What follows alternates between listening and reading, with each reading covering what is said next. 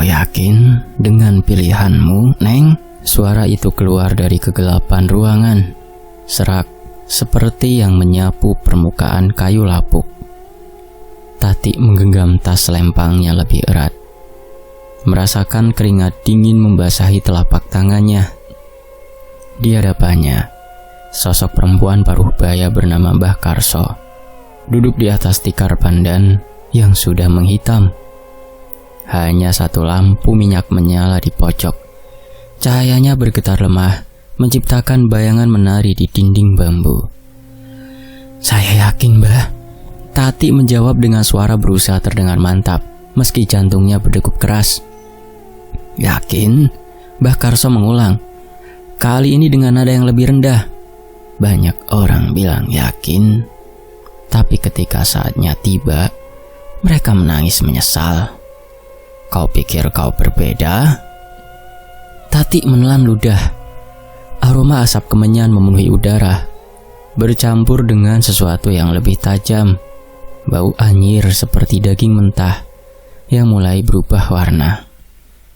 Di sekeliling mereka, sesajen bertebaran bunga kamboja yang sudah layu, nasi kuning yang mengeras, telur ayam kampung yang retak, dan sesuatu yang dibungkus daun pisang mengeluarkan cairan kental kehitaman. Saya tidak punya pilihan lain. Tati akhirnya menjawab. Utang saya sudah menumpuk sampai tak bisa dibayar. Pak Tejo, rentenir itu mengancam akan mengambil rumah saya. Ini satu-satunya jalan. Mbah Karso terkekeh pelan. Suara yang terdengar menggema di rumah yang mirip gubuk itu. Satu-satunya jalan? Tidak ada yang namanya satu-satunya jalan, Neng. Yang ada adalah jalan termudah. Dan jalan termudah selalu menuntut bayaran termahal. Perempuan itu bangkit dari duduknya dengan gerakan yang tidak wajar, terlalu cepat untuk seseorang seusianya. Tubuhnya kurus kering, kulit coklat kehitaman, dan rambut putihnya terurai acak-acakan. Matanya yang tadinya sayu sekarang menatap tajam menembus Tati. Kau dengar cerita tentang pesugihan tumbal janin? Tati mengangguk pelan. Itulah alasan dia datang ke gubuk terpencil ini. Mengendarai motor selama 2 jam melewati jalan berliku di pinggir hutan. Tetangganya, Mbok Sumi, yang memberitahu. Katanya ada perempuan yang bisa membuat orang kaya mendadak dengan ritual khusus. Syaratnya berat, tapi hasilnya pasti. Ritual ini bukan main-main. Mbah Karso berjalan mengelilingi Tati dengan langkah lambat. Kau harus hamil. Dalam 3 bulan, perutmu harus berisi. Dan ketika usia kandungan mencapai 7 bulan, jiwa yang ada di dalam rahimmu akan dipanggil. Dia akan menjadi tumbal perantara antara dunia ini dan dunia sana. Mereka yang menjaga perbendaharaan gaib akan memberimu kekayaan sebagai gantinya. Kata-kata itu menggantung di udara seperti kabut tebal. Tati merasakan tubuhnya menggigil meski ruangan terasa pengap. Hamil. Dia harus hamil. Bagaimana caranya? Dia janda yang sudah 5 tahun tidak menyentuh laki-laki sejak suaminya meninggal dalam kecelakaan kerja. Bagaimana kalau saya tidak bisa hamil dalam 3 bulan? Tanya Tati. Maka kesempatan itu hilang. Dan kalau kau sudah terlanjur menandatangani perjanjian, kau akan tetap terikat. Hanya saja yang diambil bukan janin. Mbah Karso berhenti tepat di belakang Tati. Yang diambil adalah nyawamu sendiri. Hening. Hanya terdengar suara jangkrik di luar dan detak jantung Tati yang berpacu cepat. Berapa lama kekayaan itu akan bertahan? Sampai kau mati. Uang akan terus mengalir dari berbagai celah. Bisnis apa saja yang kau buka lancar. Rezeki datang tanpa kau cari. Tapi ingat Neng, tumbal bukan hanya soal nyawa. Tumbal adalah hutang yang harus dibayar. Dan hutang semacam ini tidak mengenal ampun. Mbah Karso kembali ke posisi duduknya, lalu membuka sebuah kotak kayu yang penuh ukiran aneh. Dari dalamnya, dia mengeluarkan sebilah keris kecil dengan sarung yang sudah aus. Kita mulai sekarang, lukai jari tengahmu dengan ini. Tati menatap keris itu dengan perasaan campur aduk. Takut, ragu, tapi juga putus asa. Wajah Pak Tejo muncul dalam ingatannya, senyum meremehkan, ancaman yang diucapkan dengan santai, tatapan mesum yang membuatnya muak. Lalu bayangan rumahnya, rumah warisan orang tua yang hampir direbut, tangisan ibunya yang sudah pikun, yang tidak tahu apa yang terjadi pada putrinya. Dengan tangan gemetar, Tati mengambil keris itu. Tajam, bahkan sangat tajam. Satu sayatan cepat di ujung jari tengahnya, dan darah langsung menetes. Teteskan di atas kain ini. Mbah Karso membentangkan selembar kain putih pudar, lusuh dan berbau apak seperti pakaian yang lama tersimpan di dalam peti. Tati mendekatkan jarinya, membiarkan darah menetes perlahan membentuk lingkaran merah yang menyebar di serat kain. Ucapkan namamu 3 kali. Tati Sulastri, Tati Sulastri, Tati Sulastri. Sang dukun mulai membaca mantra. Udara di dalam ruangan terasa berubah lebih dingin, lebih padat, seolah ada sesuatu yang masuk dan mengisi setiap sudut. Lampu minyak berkedip hebat, hampir padam, lalu menyala lagi dengan cahaya yang lebih merah. Perjanjian sudah dimulai. Mbah Karso berhenti membaca dan menatap Tati dengan pandangan kosong. Sekarang dengarkan baik-baik. Kau punya 3 bulan untuk hamil. Caranya terserah kau. Aku tidak peduli kau tidur dengan siapa. Yang penting rahimmu harus berisi. Setelah 7 bulan, pada tengah malam di hari ke-7 bulan itu, sesuatu akan datang mengambil tumbalmu. Sesuatu? Tati bertanya dengan suara nyaris tidak terdengar. Jangan tanya tentang hal itu. Kau tidak perlu tahu. Yang perlu kau tahu adalah setelah pengambilan itu, kekayaanmu akan dimulai. Dalam seminggu kau akan merasakan perubahan. Uang akan datang dari arah yang tidak terduga. Mbah Karso kembali merogoh kotak kayu itu dan mengeluarkan bungkusan kain hitam kecil. Baunya menyengat seperti ikan mati yang dibiarkan membusuk di bawah terik matahari. Ini jimat. Simpan di dekat tempat tidurmu. Jangan pernah membukanya. Jangan pernah membuangnya sebelum kau hamil. Setelah kau yakin hamil, bakar jimat ini dan kubur abunya di pekarangan rumahmu. Tati menerima bungkusan itu dengan jijik. Baunya menembus kain, membuat perutnya mual. Apalagi yang harus saya lakukan, Mbah? Jaga kandunganmu baik-baik. Jangan sampai keguguran sebelum waktunya. Makan yang cukup, istirahat yang cukup. Perlakukan janin itu seperti anak yang kau sayangi. Meski kau sudah tahu, dia akan diambil nantinya. Mbah Karso menatap Tati dengan pandangan yang sulit dibaca. Itu akan membuat tumbalnya lebih berkualitas.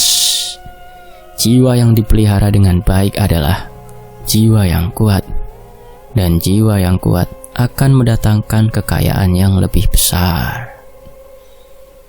Tati merinding mendengarnya. Memelihara janin dengan sayang, padahal tahu bahwa dia akan menyerahkannya sebagai tumbal. Bukankah itu kejam? Tapi apa yang bisa dia lakukan? Dia sudah terlanjur basah. Perjanjian sudah ditandatangani dengan darahnya sendiri. Kalau saya berubah pikiran? Pertanyaan itu keluar begitu saja, refleks dari sebagian kecil nuraninya yang masih tersisa. Mbah Karso tersenyum yang tidak sampai ke mata. Hanya gerakan bibir yang menampakkan gigi-gigi ompong. Tidak ada yang namanya berubah pikiran. Setelah darahmu diteteskan menyentuh kain perjanjian, ikatan sudah terbentuk. Kalau kau tidak menjalankan perjanjian, yang diambil bukan janin, justru yang diambil adalah nyawamu.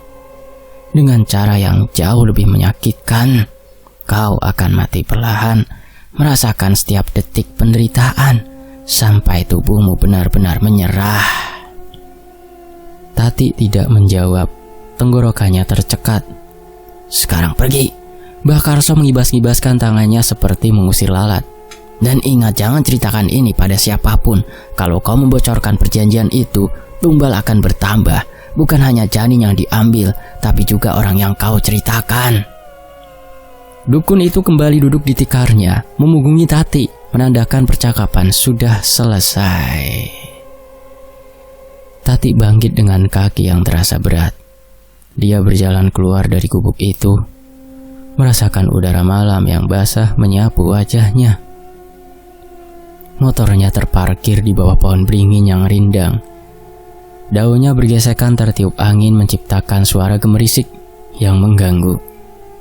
Dia memasukkan bungkusan kain hitam itu ke dalam tasnya, lalu menyalakan motor dengan tangan yang masih gemetar. Lampu motor menyinari jalan setapak yang gelap, dan Tati melaju perlahan meninggalkan tempat itu. Di sepanjang perjalanan pulang, pikirannya tidak berhenti berputar. Hamil, dia harus hamil dalam 3 bulan. Dengan siapa? Bagaimana caranya? Sampai di rumah, Tati langsung masuk ke kamar dan melempar tasnya ke sembarang arah. Bau jimat itu masih tercium, menempel di udara seperti hantu yang tidak mau pergi. Dia mengeluarkan bungkusan itu dengan hati-hati dan meletakkannya di bawah bantal. Malam itu, Tati tidak bisa tidur. Setiap kali memejamkan mata, dia melihat wajah Mbah Karso. Mendengar suara serak itu, mengulang kata-kata tentang tumbal dan pengambilan. Dan yang paling menakutkan, dia merasakan sesuatu yang asing. Sebuah kehadirannya mengintai dari sudut-sudut gelap kamarnya, menunggu. Esok paginya, Tati bangun dengan mata sembab dan kepala pusing. Tapi tekadnya sudah bulat. Dia harus mencari laki-laki, siapa saja. Yang penting dia bisa hamil. Tati membuka ponselnya dan mulai menggulir kontak. Ada beberapa nama yang muncul dalam pikirannya. Darman, teman semasa SMA yang sekarang duda.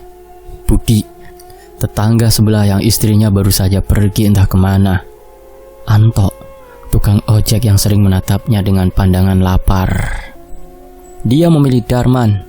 Laki-laki itu pernah mengatakan masih menyukainya, meski Tati tidak pernah menanggapi serius. Sekarang perasaan Darman itu bisa dimanfaatkan. Tati mengetik pesan singkat. Darman, kita bisa ketemu? Aku mau ngobrol. Balasan datang cepat. Boleh, kapan? Di mana? Besok malam, di warung kopi dekat alun-alun ya.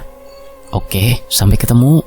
Tati menatap layar ponselnya dengan perasaan hampa. Ini permulaan dari sesuatu yang tidak bisa diubah lagi. Dan di bawah bantalnya, jimat berbau busuk itu seperti bernafas menunggu, merencanakan mengikat. Singkat cerita, Tati, kau hamil? Suara Mbak Sumi memecah lamunan Tati yang sedang duduk di teras rumahnya. Perempuan parubaya itu menatap perut Tati yang mulai membuncit dengan pandangan penasaran bercampur curiga. Sudah sebulan sejak tes pack menunjukkan 2 garis merah, dan Tati tidak bisa menyembunyikannya lebih lama lagi. Iya Mbok, jawab Tati sambil menyentuh perutnya secara refleks. Sudah 3 bulan. 3 bulan? Dengan siapa? Kok aku tidak tahu kau punya pacar? Tati tersenyum tipis, senyum yang tidak mencapai matanya. Dengan Darman, kita sudah lama dekat, cuma tidak pernah cerita ke orang. Mbok Sumi mengangguk pelan, tapi matanya masih penuh tanda tanya. Syukurlah kalau begitu. Tapi kau hati-hati ya, Neng. Hamil di luar nikah itu bisa jadi masalah. Kami akan menikah nanti kalau waktunya sudah tepat. Kebohongan itu keluar begitu mudah dari mulut Tati. Sebenarnya setelah pertemuan di warung kopi 2 bulan lalu, hubungannya dengan Darman hanya transaksional. Mereka bertemu beberapa kali, melakukan apa yang harus dilakukan, lalu berpisah tanpa banyak bicara. Tati membayar Darman dengan uang yang dia pinjam dari tetangga lain, dengan janji akan mengembalikan berlipat ganda. Mbok Sumi pamit pergi setelah mengobrol sebentar. Tati kembali menatap jalanan desa yang sepi, merasakan kehangatan sore yang perlahan memudar. Perutnya terasa berat, tidak hanya karena janin yang tumbuh di dalamnya, tapi juga karena beban yang menggantung di pikirannya. 3 bulan lagi, hanya 3 bulan lagi sebelum pengambilan. 2 hari kemudian, sesuatu yang aneh mulai terjadi. Tati sedang duduk di warung kecil miliknya yang hampir bangkrut ketika seorang laki-laki berjas rapih datang menghampiri. Laki-laki itu membawa tas kulit mengkilap dan kacamata hitam yang menutupi setengah wajahnya. "Anda Ibu Tati Sulastri?" "Iya, saya. Ada yang bisa saya bantu?" Laki-laki itu tersenyum lebar dan mengeluarkan amplop coklat tebal dari tasnya. "Saya dari PT Mitra Sejahtera. Kami ingin menawarkan kerjasama dengan warung Anda. Kami butuh supplier makanan untuk kantor kami. Dan setelah survei, kami rasa warung Anda cocok." Tati terdiam. Warung kecilnya yang hanya menjual nasi dan gorengan ini dipilih sebagai supplier perusahaan. "Tapi warung saya kecil, Pak. Saya tidak yakin bisa memenuhi pesanan besar." "Tidak masalah. Kami akan bantu modal awal. 50 juta di muka untuk pengembangan. Kontraknya 3 tahun. Pembayaran di muka setiap bulan ya." Laki-laki itu meletakkan amplop di atas meja. "Ini uang muka pertama, 10 juta. Sisanya akan cair setelah ibu tanda tangan kontrak." Tati menatap amplop itu dengan mulut terbuka. 10 juta. Jumlah yang tidak pernah dia lihat seumur hidupnya. Kenapa tiba-tiba? "Kami butuh supplier lokal yang terpercaya dan nama ibu direkomendasikan oleh rekan kami." Laki-laki itu tidak memberi detail lebih lanjut. "Jadi bagaimana? Ibu tertarik?" Tentu saja dia tertarik. Ini kesempatan yang tidak mungkin dia tolak. Dengan uang sebanyak itu, dia bisa melunasi hutang Pak Tejo, memperbaiki warung, bahkan membeli peralatan baru. "Saya terima," jawab Tati cepat. Takut laki-laki itu berubah pikiran. "Bagus. Besok saya akan datang lagi dengan kontraknya."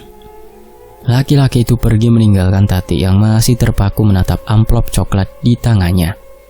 Jantungnya berdebar keras. Ini dimulai. Perjanjian dengan Mbah Karso mulai bekerja. Hari-hari berikutnya terasa seperti mimpi yang terlalu indah untuk nyata. Uang terus mengalir dari berbagai penjuru. Pelanggan warung tiba-tiba bertambah banyak tanpa promosi apapun. Ada yang pesan catering untuk acara besar. Ada yang pesan nasi kotak ratusan porsi. Tati hampir tidak percaya dengan perubahan drastis ini. Dalam sebulan, dia sudah melunasi semua utangnya. Pak Tejo datang dengan wajah kaget ketika Tati menyerahkan amplop berisi uang tunai lengkap dengan bunganya. "Dari mana kau dapat uang sebanyak ini?" tanya Pak Tejo dengan nada curiga. "Usaha saya lagi bagus, Pak. Rezeki tidak ada yang tahu." Pak Tejo menerima uang itu dengan tatapan aneh, seolah tidak percaya bahwa Tati yang biasanya menangis memohon keringanan waktu, kini bisa membayar lunas. Dia pergi tanpa banyak bicara, meninggalkan Tati dengan perasaan lega, bercampur sedikit was-was. Sementara itu, perut Tati bertambah besar setiap hari. Kehamilannya berjalan lancar, tidak ada masalah. Dia memeriksakan diri ke bidan desa, dan semuanya normal. Janin tumbuh sehat, detak jantung kuat, gerakan aktif. Tapi di tengah kebahagiaan finansial itu, sesuatu yang lain mulai tumbuh di dalam pikiran, yang Tati rasa tidak nyaman dan sulit dijelaskan. Pertemuan dengan Darman terjadi tanpa direncanakan. Laki-laki itu datang ke warung dengan wajah lelah dan mata merah. "Tati, kita perlu bicara." "Bicara apa?" Tati menjawab dingin. sambil terus melayani pelanggan. "Tentang anak kita? Itu bukan anak kita, itu anakku." Darman mengepalkan tangannya, menahan emosi yang jelas terlihat di raut mukanya. "Aku ayahnya, darah dagingku ada di sana. Kau tidak bisa begitu saja mengabaikan aku." Tati berhenti sejenak, lalu menatap Darman dengan pandangan datar. "Kau sudah dapat bayaranmu, itu sudah cukup. Sekarang pergi, jangan ganggu aku lagi." "Bayaran?" Darman tertawa pahit. "Kau pikir aku melakukan itu karena uang? Aku pikir kita bisa membangun sesuatu, Tati. Aku pikir kau serius denganku." "Hah? Serius?" Tati meletakkan piring yang dipegangnya dengan keras. "Dari awal aku sudah bilang, ini cuma kesepakatan. Tidak ada yang namanya serius." "Tapi itu anak kita." Darman meninggikan suaranya, membuat beberapa pelanggan menoleh. "Aku punya hak untuk tahu, untuk ikut membesarkannya." "Kau tidak punya hak apa-apa, Darman." Tati menjawab dengan nada dingin yang membuat Darman terdiam. "Anak ini milikku. Kau hanya donor. Sekarang keluar dari warungku sebelum aku panggil orang." Darman menatap Tati dengan tatapan terluka yang dalam. Laki-laki itu membuka mulut, ingin mengatakan sesuatu, tapi akhirnya hanya menggeleng pelan dan pergi dengan langkah terhuyung. Tati merasakan sedikit penyesalan melihat punggung Darman yang menjauh, tapi dia cepat mengusir perasaan itu. Tidak ada ruang untuk sentimen. Dia sudah terlanjur masuk terlalu dalam. Minggu berganti minggu. Warung Tati berkembang pesat. Dia menyewa 2 orang karyawan, membeli peralatan dapur lengkap, bahkan merenovasi bangunan warungnya. Tetangga mulai membicarakannya. Ada yang iri, ada yang kagum, ada yang curiga. "Tati itu dapat uang dari mana sih? Lah kok tiba-tiba kayak begitu? Mungkin dapat warisan. Atau jangan-jangan dia jual diri? Jangan asal bicara. Mungkin usahanya memang bagus." Tati mendengar semua gosip itu, tapi tidak peduli. Uang terus mengalir, dan itu yang penting. Dia membeli motor baru, kulkas besar, televisi layar datar. Semua yang selama ini hanya bisa dia impikan, kini ada dalam genggamannya. Tapi, di balik semua kemewahan itu, ada yang mulai berubah dalam diri Tati. Kehamilannya memasuki bulan ke-5. Perut sudah sangat besar, dan janin mulai bergerak dengan lebih aktif. Tendangannya kuat, kadang membuat Tati terbangun di tengah malam. Tapi yang membuatnya gelisah bukan tendangan itu. Yang membuatnya gelisah adalah mimpi. Setiap tidur, Tati bermimpi hal yang sama. Dia berdiri di sebuah ruangan gelap, dan di hadapannya ada sosok kecil bayi yang merangkak dengan mata terbuka lebar menatapnya. Bayi itu tidak menangis, hanya menatap dengan pandangan yang terlalu dewasa untuk seorang bayi. Dan dalam mimpi itu, suara bayi itu bergema di kepala Tati. "Kenapa ibu jual aku?" Tati selalu terbangun dengan keringat dingin membasahi tubuhnya. Jantungnya berdebar keras, nafasnya tersengal. Dia menatap langit-langit kamar sambil mencoba menenangkan diri, tapi perasaan bersalah itu terus menggigit dari dalam. Dia mencoba mengabaikan mimpi itu, meyakinkan diri bahwa itu hanya efek dari hormon kehamilan. Tapi mimpi itu terus berulang setiap malam dengan intensitas yang bertambah. Lalu datang malam ketika sesuatu yang lebih mengerikan terjadi. Tati terbangun karena merasakan gerakan aneh di perutnya. Bukan tendangan biasa. Ini seperti ada yang mencakar dari dalam. Gerakan yang tidak wajar dan menyakitkan. Dia menyalakan lampu kamar dan menatap perutnya yang bergerak sendiri. Bentuk tangan kecil mendorong dari dalam, menciptakan tonjolan yang bergerak dari satu sisi ke sisi lain. "Berhenti!" Tati berbicara pada perutnya sendiri dengan suara gemetar. Aku mohon, berhenti. Tapi gerakan itu tidak berhenti, malah bertambah kuat, seolah janin di dalam sedang memberontak dengan sekuat tenaga. Tati merasakan air matanya mengalir. Untuk pertama kalinya sejak perjanjian itu, dia merasa benar-benar takut. Bukan takut kehilangan uang atau kembali miskin, takut pada apa yang akan terjadi pada bulan ke-7 nanti. Gerakan di perutnya akhirnya mereda setelah beberapa menit yang terasa seperti jam. Tati berbaring lemas di tempat tidur, memeluk perutnya sendiri dengan perasaan bersalah yang luar biasa. Maafkan aku. Dia meraung pelan ke dalam kegelapan kamar. Maafkan aku. Tapi tidak ada jawaban, hanya keheningan yang mencekam dan perasaan bahwa ada sesuatu yang mengawasi dari sudut-sudut gelap ruangan itu menunggu, menghitung hari menuju pengambilan. Ibu, kehamilannya sudah 7 bulan ya? Suara Bu Lastri bidan desa terdengar ceria saat tangannya meraba perut Tati yang sudah sangat membesar. Perempuan itu tersenyum sambil menempelkan stetoskop ke perut Tati, mendengarkan detak jantung janin dengan penuh perhatian. Iya Bu, tepat 7 bulan kemarin, jawab Tati dengan suara yang berusaha terdengar normal, meski dadanya sesak. Alhamdulillah, sehat. Detak jantungnya kuat sekali. Bayinya aktif ya, sering nendang. Tati mengangkat pelan. Aktif, terlalu aktif. Bahkan sejak memasuki bulan ke-7, gerakan janin menjadi luar biasa intens. Tendangannya keras, terkadang menyakitkan. Ibu harus jaga kesehatan terus, makan yang bergizi, istirahat cukup. Tinggal 2 bulan lagi, insya Allah lahiran lancar. Bu Lastri melepas stetoskopnya dan menuliskan sesuatu di buku catatan. Oh ya, Darman sudah siap jadi ayah. Dia jarang kelihatan. Nama itu membuat Tari tersentak. Darman. Sudah sebulan lebih dia tidak melihat laki-laki itu. Sejak pertengkaran di warung, Darman seperti menghilang. Ponselnya tidak aktif, rumahnya kosong. Tetangga bilang dia pergi keluar kota mencari kerja. Dia lagi sibuk kerja Bu, jarang pulang. Ya sudah, yang penting ibu jaga diri baik-baik. Kalau ada apa-apa, langsung hubungi saya. Tati keluar dari rumah bidan dengan perasaan berat. Langit sore berwarna oranye kemerahan.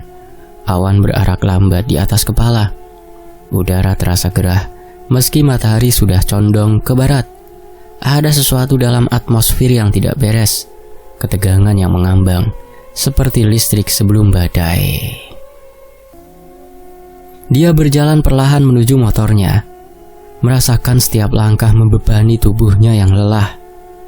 Perut besar membuatnya sulit bergerak, nafasnya pendek-pendek. Tapi bukan itu yang membuatnya gelisah. Hari ini, tepat hari ini kandungannya menginjak 7 bulan. Sepanjang perjalanan pulang, pikiran Tati tidak bisa berhenti berputar. Bakarso bilang pengambilan akan terjadi pada tengah malam di hari ke-7 bulan. Itu berarti malam ini, hanya beberapa jam lagi. Tati sampai di rumah ketika langit sudah gelap. Lampu jalan desa menyala redup, menciptakan bayangan yang menari-nari di jalanan tanah. Rumahnya yang sekarang sudah direnovasi menjadi lebih besar dan mewah, berdiri megah di ujung gang. Tapi malam ini, rumah itu terasa dingin dan menakutkan. Dia memarkir motor dan masuk ke dalam, sepi. Karyawannya sudah pulang, dan dia sendirian di rumah besar ini. Tati menyalakan semua lampu, berharap cahaya bisa mengusir perasaan tidak nyaman yang terus menggerogoti. Jam dinding menunjukkan pukul 8 malam. 4 jam lagi menuju tengah malam. Tati duduk di ruang tamu, memeluk perutnya sambil merasakan gerakan janin yang mulai aktif lagi. Tendangan demi tendangan, seperti sedang berusaha keluar. Dia menutup mata, mencoba mengabaikan rasa takut yang mulai menjalar dari ujung jari kakinya naik ke seluruh tubuh. Ponselnya berdering, memecah keheningan. Tati terlonjak dan meraih ponsel dengan tangan gemetar. Nomor tidak dikenal. Halo? Tati? Suara di seberang sana terdengar aneh seperti suara Darman, tapi lebih serak, lebih dalam. Kau di rumah? Darman, kau di mana? Kenapa hilang begitu saja? Aku tahu apa yang kau lakukan. Nada bicaranya datar, tanpa emosi. Aku tahu tentang perjanjian itu. Tati membeku. Darahnya terasa berhenti mengalir. Apa maksudmu? Anak kita. Kau jual dia kan? Tumbal. Pesugihan? Hah? Darman tertawa yang terdengar gila. Putus asa. Aku bermimpi, Tati. Setiap malam aku bermimpi tentang bayi kita. Dia menangis, memanggilku. Dia bilang ibunya akan menyerahkannya dia malam ini. Darman, kau tidak tahu apa yang kau bicarakan, kau. Jangan bohong lagi, teriak Darman. Suaranya memekakan telinga. Aku datang ke rumah Mbak Karso.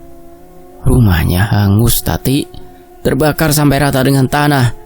Tetangga bilang perempuan itu mati di dalam. Dan aku menemukan catatan tentang orang-orang yang membuat perjanjian dengannya. Namamu ada di sana. Tati tidak bisa berkata apa-apa. Tenggorokannya tercekik. Kau monster. Darman melanjutkan dengan suara bergetar. Kau menjual darah daging kita sendiri demi uang. Bagaimana bisa kau tidur nyenyak setiap malam? Aku tidak punya pilihan, Man. Tati akhirnya menjawab dengan suara nyaris tidak terdengar. Aku harus. Kau punya pilihan. Kau bisa meminta bantuan, bisa kerja lebih keras, bisa apa saja selain ini. Darman berteriak histeris. Sekarang dengarkan baik-baik, Tati. Aku tidak akan biarkan kau melakukan ini. Aku akan datang ke rumahmu dan... Sambungan terputus. Tati menatap ponsel dengan tangan gemetar. Layar menampilkan panggilan terakhir. Dalam cahaya biru yang dingin, dia mencoba menelpon balik, tapi nomor itu tidak aktif. Berakhir. Jantungnya berdebar sangat keras hingga dia bisa mendengar suaranya sendiri di telinga. Darman tahu. Bagaimana dia bisa tahu rumah Mbak Karso terbakar? Dukun itu mati? Tapi tunggu, kalau Mbah Karso sudah mati, apakah perjanjian masih berlaku? Pertanyaan itu belum sempat dijawab ketika lampu rumah tiba-tiba padam. Semua serentak. Kegelapan melanda seperti kain hitam yang dijatuhkan dari langit. Tati terdiam di tempatnya, nafasnya tersengal dalam gelap. Hanya cahaya remang dari jendela yang masuk. Sinar bulan sabit yang tipis. Halo, panggilnya dengan suara gemetar. Ada orang? Tidak ada jawaban, hanya suara angin yang bertiup di luar, menggoyang-goyangkan pintu dan jendela. Tati meraih ponsel dan menyalakan senter. Cahaya lemah menerangi ruangan. Dia bangkit perlahan, bergerak menuju kotak sekring di dapur. Setiap langkah terasa berat, kaki seperti diseret oleh tangan tak terlihat. Sampai di dapur, dia membuka kotak sekring. Semua saklar masih di posisi on, tapi listrik mati total. Ini bukan masalah teknis biasa.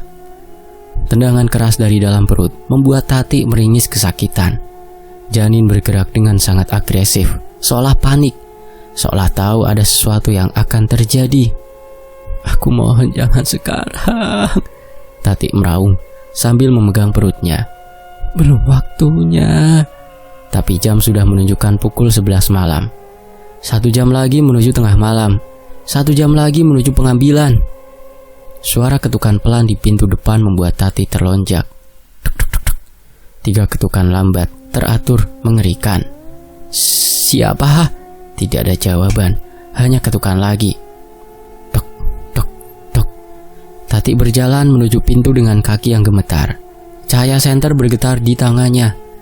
Dia mengintip dari jendela samping, tapi tidak ada siapa-siapa di luar. Jalan desa sepi total. Gelap seperti mulut goa. Ketukan itu datang lagi. kali ini lebih keras. Duk duk duk duk. Darman, itu kau? Masih tidak ada jawaban. Tati mengumpulkan keberanian dan membuka pintu perlahan. Dingin langsung menyeruak masuk. Angin malam yang basah dan menggigit. Di luar tidak ada siapa-siapa. Hanya kegelapan dan suara jangkrik yang tiba-tiba berhenti. Dia melangkah keluar, menyinari halaman dengan senter ponsel. Kosong.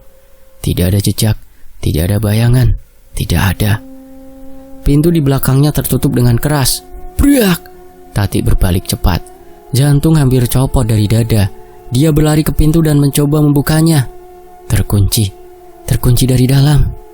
Tidak. Tati menggedor pintu dengan panik. Tolong, ada orang.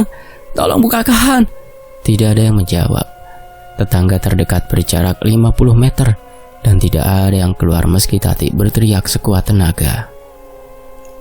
Dia bersandar di dinding. Nafasnya memburu. Ponselnya masih di tangan, tapi sinyal hilang. Tidak ada jaringan. Dia terjebak di luar rumahnya sendiri, dalam gelap, sendirian. Lalu dia mendengarnya, suara tangisan bayi yang samar-samar dari dalam rumah. Tangisan itu terdengar jelas, meski semua pintu tertutup. Suara bayi yang menangis keras, putus asa, memohon. Tapi bagaimana bisa? Janin masih di dalam perutnya, belum lahir. Rasa sakit yang luar biasa tiba-tiba menghantam perut Tati. Dia jatuh berlutut dengan jeritan tertahan, kontraksi. Tapi ini bukan kontraksi biasa. Ini seperti ada yang menarik dari dalam, merobek, mencabut paksa. Tidak, belum waktunya, belum. Sakit itu bertambah hebat. Tati merasakan sesuatu yang hangat mengalir di pahanya. Darah, banyak darah. Dia menatap ke bawah dengan mata terbelalak horor. Genangan merah gelap menyebar di lantai beton. Tangisan bayi dari dalam rumah bertambah keras, bergema seperti ada di mana-mana sekaligus. Dan di tengah rasa sakit yang membutakan itu, Tati melihatnya, bayangan hitam bergerak di balik jendela rumahnya. Sosok tinggi, tanpa bentuk jelas. Hanya kegelapan yang bergerak seperti asap tebal. Bayangan itu berhenti di jendela, dan meski tidak ada wajah, Tati tahu sosok itu menatapnya. Tolong! Tati merintih dengan suara nyaris tidak terdengar. Aku mohon, jangan ambil dia. Aku akan kembalikan semuanya, uangnya, warungnya, rumah, semua. Bayangan itu tidak bergerak, hanya berdiri di sana, mengawasi. Rasa sakit yang di perut Tati mencapai puncaknya. Dia berteriak, suara yang menggema di jalanan sepi, suara yang tidak akan pernah dia lupakan. Dan di tengah jeritan itu, dia merasakan sesuatu terlepas dari dalam tubuhnya. Sebuah kekosongan mendadak yang mengerikan. Tangisan bayi berhenti seketika. Bayangan di jendela perlahan mundur, menghilang ke dalam kegelapan rumah. Tati berbaring di lantai halaman. Nafasnya tersengal. Tubuh basah oleh darah dan keringat. Tangannya gemetar menyentuh perutnya kempes. Janin yang tadi masih bergerak aktif, kini hilang, diambil tanpa jejak. Listrik tiba-tiba menyala kembali. Semua lampu di rumah menyala terang, menyilaukan mata Tati yang sudah terbiasa dengan gelap. Pintu depan terbuka sendiri dengan bunyi yang panjang. Tati merangkak masuk dengan sisa tenaga yang ada. Rumahnya terlihat normal, seolah tidak ada yang terjadi. Tidak ada bayangan, tidak ada sosok mengerikan, tidak ada jejak apapun. Tapi di atas meja ruang tamu, ada sesuatu yang membuat jantung Tati berhenti berdetak. Sebuah kain putih berlumuran darah, dilipat rapi seperti kain kafan untuk bayi. Dan di sampingnya secari kertas dengan tulisan tangan yang tidak Tati kenal. Tumbal diterima, perjanjian dimulai. Tati menatap tulisan itu dengan mata kosong. Tidak ada air mata lagi, hanya kekosongan yang luas. Kehampaan yang menganga seperti lubang hitam di dadanya. Dia sudah melakukannya. Perjanjian sudah lengkap. Janin bayinya telah diambil sebagai tumbal. Dan sekarang, kekayaan yang dijanjikan akan datang lebih dari ini. Uang akan mengalir tanpa henti dari segala penjuru. Tapi dengan harga apa? Tati meringkuk di lantai, memeluk perut kosongnya. dan untuk pertama kalinya menyadari betapa mengerikannya apa yang baru saja dia lakukan. Di lain waktu, "Tati, kau sakit?" Suara Mbok Sumi penuh kekhawatiran ketika perempuan itu melihat Tati berjalan tertatih keluar dari kamar mandi warung. Sudah 2 minggu sejak malam pengambilan itu, dan wajah Tati pucat dengan lingkaran hitam tebal di bawah mata. "Tidak apa-apa, Mbok, cuma agak pusing," jawab Tati sambil memegang pinggangnya.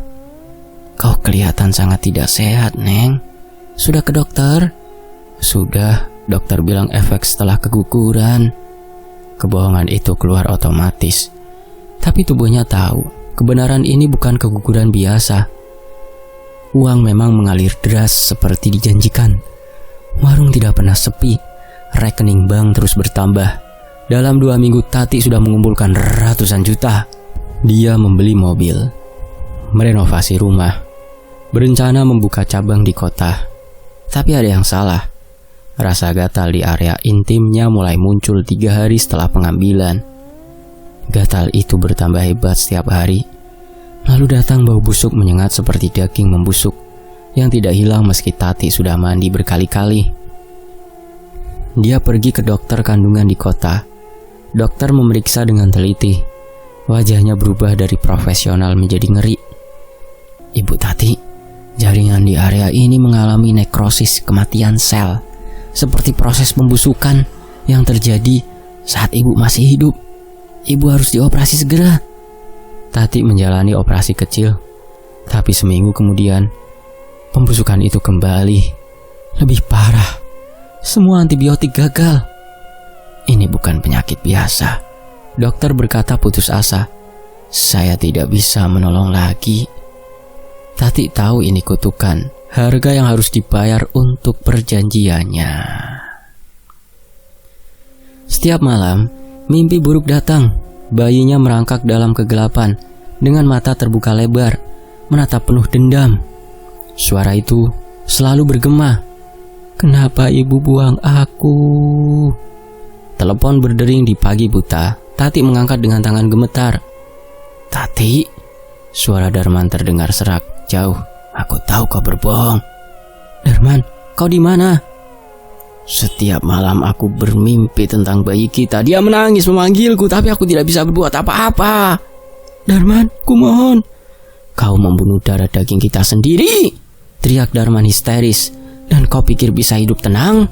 Sambungan terputus. Penyakit Tati bertambah parah dengan cepat. Pembusukan menyebar ke paha, perut bagian bawah, menimbulkan luka terbuka mengeluarkan cairan berbau busuk. Pelanggan warung mulai berkurang. Karyawan mengeluh, tetangga menjauhi. Bisnis yang meroket kini turun drastis. Lalu datang kabar yang membuat dunia Tati runtuh. Darman ditemukan mati di kamar kosnya, bunuh diri. Tubuhnya ditemukan 3 hari kemudian, sudah membusuk. Di tangannya tergenggam foto USG janin yang tidak pernah lahir. Tati datang ke pemakaman dengan tubuh hampir tidak bisa berdiri. Kau pembawa sial!" Ibu Darman menunjuk Tati. "Anakku mati gara-gara kau. Pergi, jangan pernah muncul lagi." Tati pulang dengan jiwa remuk. Uang terus bertambah, tapi tubuhnya membusuk, reputasinya hancur. Orang yang terlibat mati mengenaskan. Rasa sakit fisik bertambah hebat. Tati tidak bisa berjalan normal, mengurung diri di rumah, hanya berbaring menatap langit-langit dengan mata kosong. Hantu bayi datang setiap malam, tidak lagi di mimpi, tapi kenyataan. Tati melihatnya merangkak di lantai, mendengar tangisan yang nyata, merasakan sentuhan dingin di kakinya. "Maafkan aku," Tati meraung dalam kegelapan. "Aku mohon, maafkan aku." Tapi hantu itu tidak pernah menjawab. Bisnis bangkrut total dalam sebulan. Uang di rekening menguap transfer otomatis ke rekening asing. Tagihan pajak membludak. Tati kembali miskin, bahkan lebih miskin karena punya utang baru. Penyakitnya terus menyebar. Dokter menyerah, hanya memberikan obat pereda nyeri yang tidak bekerja. Dia mencoba mencari Mbah Karso lagi, tapi rumah dukun itu habis terbakar. Tetangga bilang perempuan dukun itu mati dalam kebakaran. Tubuhnya tidak pernah ditemukan. Tati tahu, sudah tidak ada jalan keluar, tidak ada pengampunan. Malam terakhir datang tanpa peringatan. Tati terbaring di kamar kosong. Semua barang dijual untuk bayar utang. Hanya kasur tipis dan satu lampu bohlam redup. Tubuhnya hampir tidak bisa bergerak. Pembusukan sudah menyebar ke organ dalam. Bayangan bayi muncul kali ini lebih jelas. Merangkak mendekat dengan tatapan mengerikan. "Ibu!" Suara itu terdengar suara bayi yang terlalu dewasa, penuh dendam. "Ibu sudah siap." "Siap untuk apa?" "Siap ikut aku, siap membayar hutang." Bayangan hitam muncul di pojok kamar, tinggi tanpa bentuk jelas, hanya kegelapan yang bergerak. "Waktunya sudah tiba." Suara bergema, "Tumbal sudah diambil, sekarang saatnya kau membayar harga sebenarnya." "Tapi aku sudah memberikan janin itu." "Janin itu hanya pembayaran awal. Harga sebenarnya adalah jiwamu." "Tubuhmu yang membusuk, penderitaan tanpa akhir, dan setelah kau mati, kau akan menjadi tumbal untuk orang lain, ritual yang tidak pernah berakhir." Tati ingin berteriak. Sungguh tipu daya setan yang memabukkan. Tapi suaranya tidak keluar. Tubuhnya membeku, bayangan hitam mendekat, membawa dingin yang membekukan hingga ke tulang. "Selamat datang di neraka yang kau pilih sendiri." Keesokan paginya, Mbak Sumi menemukan tubuh Tati, meringkuk di lantai kamar kosong. Wajah membeku dalam ekspresi ketakutan luar biasa. Tubuhnya sudah membusuk parah, meski baru beberapa jam meninggal. Di tangannya tergenggam jimat kain hitam yang hancur, berkeping-keping. Rumah Tati dibiarkan kosong, tidak ada yang berani tinggal di sana. Kadang tetangga mendengar tangisan bayi dari dalam dan suara perempuan yang merintih. Selesai. Demikianlah sebuah kisah, semoga terhibur. Fakta Sejarah pamit undur diri. Wassalamualaikum warahmatullahi wabarakatuh. Sampai jumpa di kisah berikutnya. Tetap di Fakta Sejarah. Alhamdulillah.